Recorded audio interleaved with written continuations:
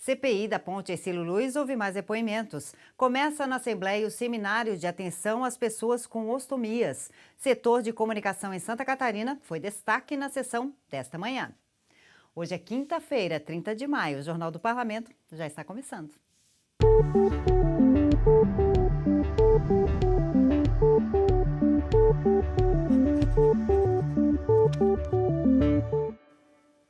Olá, boa tarde. Começou hoje na Assembleia Legislativa o seminário de capacitação na atenção à saúde das pessoas com ostomias intestinais. O evento é promovido pela Escola do Legislativo, Comissão de Saúde e a Secretaria de Estado da Saúde. O seminário é realizado com o objetivo de capacitar os profissionais da saúde que trabalham diretamente com os ostomizados. O evento terá 2 dias de duração, com palestras de especialistas. O seminário de capacitação na atenção à saúde das pessoas com ostomias intestinais será realizado em Florianópolis e outras 5 cidades do interior do estado. A presidente da Associação Catarinense da Pessoa Ostomizada, Candinha Jorge, avaliou como positivo o atendimento aos pacientes na rede pública de Santa Catarina. Esse seminário, essa capacitação é muito importante, porque os ostomizados precisam dos profissionais de saúde e os profissionais de saúde precisam estar atentos, às diretrizes, o que realmente o ostomizado precisa. Hoje, Santa Catarina tem cerca de 4.000 ostomizados. Cerca de 1.000 estão na fila de espera para a cirurgia de reversão. Mas antes que esses pacientes sejam encaminhados para o procedimento, eles precisam passar por uma avaliação que verifica se estão aptos para a reversão. A Secretaria de Saúde está trabalhando para regionalizar essas cirurgias. A rede está bem estruturada. Até 2018 nós tínhamos um hospital específico que tratava das reversões e agora a gente está buscando regionalizar isso, ou seja, ter pelo menos um hospital em cada região que faz as reversões das ostomias. O presidente da Comissão de Saúde, Neudi Sareta, considera importante essa capacitação promovida para os profissionais que trabalham com os ostomizados. É muito importante para a atualização das políticas públicas de atendimento ao ostomizado. Nós temos aí cerca de 4.000 pacientes em Santa Catarina e, portanto, atualizar os protocolos, os procedimentos. A cada dia também surgem novos produtos de atendimento que necessitam, inclusive para o seu manuseio, o treinamento, o esclarecimento. Então, isso atualiza também. A importância do setor de comunicação em Santa Catarina foi tema de destaque na sessão desta quinta-feira. O parlamento recebeu o presidente da Acaerte para a leitura de uma mensagem anual. Os deputados interromperam a sessão para o pronunciamento do empresário da comunicação Marcelo Petrelli, que é o presidente da Acaerte, Associação Catarinense de Emissoras de Rádio e TV. Ele apresentou na tribuna a mensagem do segmento de comunicação ao parlamento catarinense. O dirigente da entidade destacou a atuação dos veículos de comunicação no estado e fez uma análise da realidade socioeconômica e política de Santa Catarina e do Brasil. A Acaerte completa 39 anos em novembro e representa 257 emissoras de rádio e 23 de TV. Foi a primeira vez que a entidade fez esta apresentação no parlamento. Petrelli falou sobre a campanha Não Pague o Pato de combate às fake news e exibiu vários vídeos para sintetizar a importância das emissoras de rádio e TV.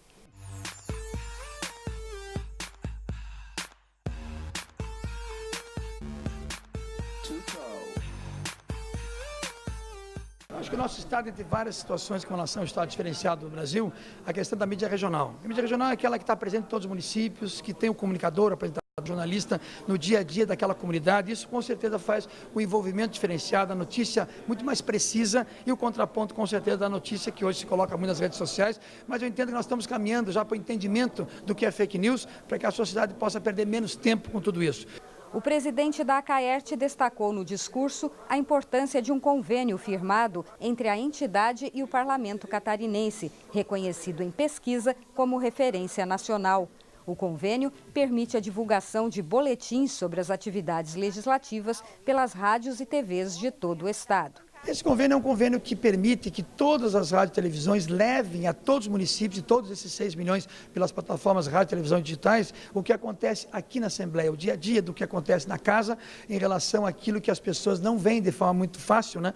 Então esse estudo foi feito por uma empresa nacional em relação a que tipo de comunicação em relação a poderes públicos para com o resultado com a sociedade. E esse convênio foi constatado como o melhor resultado do Brasil em relação àquilo que se tem como necessidade de colocar a população do seu trabalho aqui no caso do Parlamento. O primeiro vice-presidente da Assembleia Legislativa, deputado Mauro de Nadal, destacou a importância da comunicação para o desenvolvimento do Estado.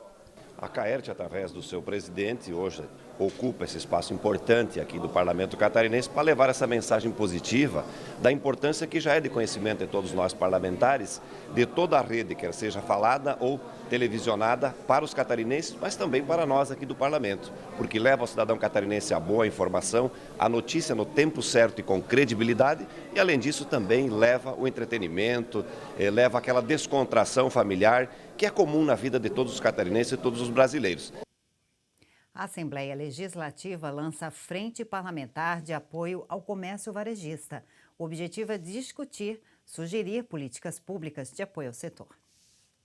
O deputado Valdir Cobalcini reuniu no plenarinho representantes de entidades do comércio, lojistas e outros profissionais ligados ao varejo de várias regiões do estado. Ele relançou e vai coordenar a Frente Parlamentar de Apoio ao Comércio Varejista, que tem como objetivos sugerir políticas públicas, incentivar estudos e fiscalizar projetos que beneficiam o setor e que estão em andamento ou planejamento pelo Poder Executivo Estadual e Nacional. De acordo com o SEBRAE, Santa Catarina tem mais de 535 mil empresas. 98% delas são de pequeno porte e, entre estas, quase 40% são do setor varejista, que emprega 446 mil trabalhadores. A frente quer ajudar a solucionar problemas que atingem os comerciantes.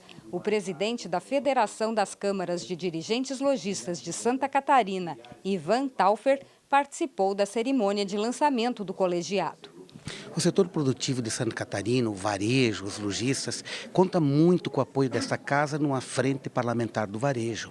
É onde a gente tem o diálogo, o debate de leis que venham beneficiar o setor produtivo, o varejo de Santa Catarina, e que elas não venham de uma forma simples ou de uma forma que ela seja modificada, prejudicar o varejo de Santa Catarina, e aí põe uma implicação no crescimento do estado de Santa Catarina. Vários parlamentares participaram da cerimônia para apoiar bandeiras como a criação de linhas de microcrédito para comerciantes, a legislação de combate a vendas informais nas feiras itinerantes, a implantação de infraestrutura e segurança para o setor e, principalmente, a luta pela redução da carga tributária. Um dos principais gargalos, dos principais problemas enfrentados, né, é a alta carga tributária, né?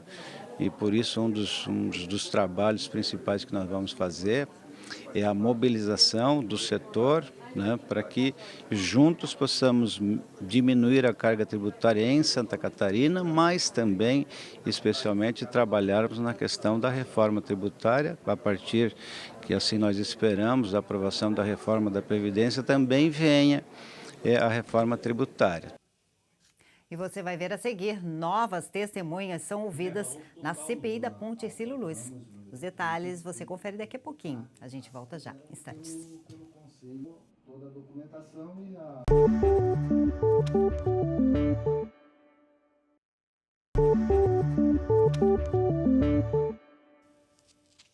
A CPI da Ponte Hercílio Luz, que investiga possíveis desvios nas obras da reforma, se reuniu ontem no final da tarde. Novas testemunhas foram ouvidas, como mostra a repórter Deluana Bus. A CPI da Ponte Hercílio Luz, que está sendo realizada pela Assembleia Legislativa, colheu mais 2 depoimentos. Primeiro foi ouvido o engenheiro civil aposentado José Mauro Lopes Pereima. No final dos anos 80, ele foi fiscal de conservação da Ponte Hercílio Luz. Em seguida, os deputados escutaram o engenheiro civil Flávio Volpato. Entre 1989 e 1991, ele foi diretor de operações do antigo DER, o Departamento de Estradas de Rodagem de Santa Catarina. São dois servidores, um já na inatividade e o outro ainda continua na atividade. Prestar importantes informações aos senhores deputados que compõem esta CPI. Mas o senhor relator da matéria, deputado Bruno Souza, com certeza absoluta, ao colher essas informações, vai construindo o seu relatório final e que deverá apresentar quando da finalização dos trabalhos dessas comissões. Nós estamos tentando fazer algo muito minucioso, nós estamos construindo as bases, as fundamentações para que a gente possa construir esse enredo que vem lá de 1980 e termina agora com a última contratação da Ponte Luz. Então são todas pessoas que vivenciaram aquela época, que têm uma grande experiência, que sabem nos relatar diversos detalhes e com isso a gente vai juntando peças. O objetivo da CPI é investigar possíveis desvios de dinheiro público nas obras de reforma da Ponte Hercílio Luz. Novas testemunhas ainda serão ouvidas. Se todos recordassem, seria muito mais fácil, né, para que a gente pudesse chegar à verdade dos fatos. Infelizmente, às vezes a memória lembra de determinados fatos e esquece de outros, lembra de algumas coisas muito bem, detalhadamente, e de outras nem tão bem. E hoje pela manhã, os deputados que integram a CPI da Ponte Hercílio Luz voltaram a se reunir. Quem acompanhou foi a repórter Maria Helena Salles. O ex-diretor do DER, o extinto Departamento de Estradas e Rodagem, Telmo Fernando Matar de Souza, ficou à frente da autarquia de 1979 a 1987. Ele foi convocado para esclarecer dúvidas quanto a contratos de manutenção e restauração da Ponte Hercílio Luz neste período. Era o ex-diretor que assinava aditivos e contratos na época, mas ele alegou que, para isso, se baseava em pareceres técnicos da equipe de engenheiros e fiscais. Afirmou que a manutenção era contínua e que continuará a ser após o fim das atuais obras, e que, no caso dos contratos de restauração, a decisão final vinha do governador e do secretário de Estado responsável. O trabalho da CPI segue com novos interrogatórios no início de junho. E a Comissão de Agricultura da Casa recebeu hoje o secretário estadual da pasta. Em pauta, a suspensão da obrigatoriedade de vacinação contra a febre aftosa. A febre aftosa foi pauta de reunião da Comissão de Agricultura da Assembleia Legislativa. Parlamentares catarinenses acompanham a decisão do Paraná em suspender a obrigatoriedade de vacinação contra a doença. Aqui, foram mais de 20 anos para garantir o título. Hoje, Santa Catarina possui barreiras para evitar que a doença entre no estado. Mas a sanidade depende do controle de outros vizinhos também. Nós não temos preocupação no Paraná se tornar livre, muito pelo contrário, né? Paraná se tornando livre, sem vacinação, nos favorece até de certa forma, porque a nossa barreira, vamos dizer assim, vai subir. Deputados estaduais querem garantias que o estado vizinho não colocará Santa Catarina em situação de risco, já que após a autorização do Ministério da Agricultura, pode levar 2 anos para garantir o selo internacional. O Paraná, ele tem a intenção de fazer a retirada da vacina e sofreu já a auditoria do Ministério da Agricultura. Teve alguns pontos que o Paraná ficou de fazer o dever de casa, ele está realizando, e a intenção que se tem é que o Paraná faça a retirada da vacina agora no próximo semestre do ano de 2019. A Comissão de Agricultura vai propor aí, né, uma série de ações, inclusive uma ida à ministra da Agricultura, no sentido de levar a nossa preocupação, pedir a suspensão, né, da imediata implantação em outros estados, até que todos os critérios sanitários sejam cumpridos. Nós queremos, obviamente, que outros estados também tenham esse status, mas que sejam cumpridos todos o regramento que Santa Catarina cumpre. Após a reunião, ficou definido que representantes do estado devem se reunir com o Ministério da Agricultura para esclarecer dúvidas sobre a sanidade do Paraná. O fator principal de preocupação é a economia catarinense, que pode ter grande impacto. E o Jornal do Parlamento termina aqui. Outras informações da Assembleia Legislativa você confere na nossa programação e 6:45 no TVE Notícias. Acessando o site da Assembleia, você também pode ficar bem informado com as reportagens da agência e Rádio AL, além das redes sociais. Uma boa tarde para você.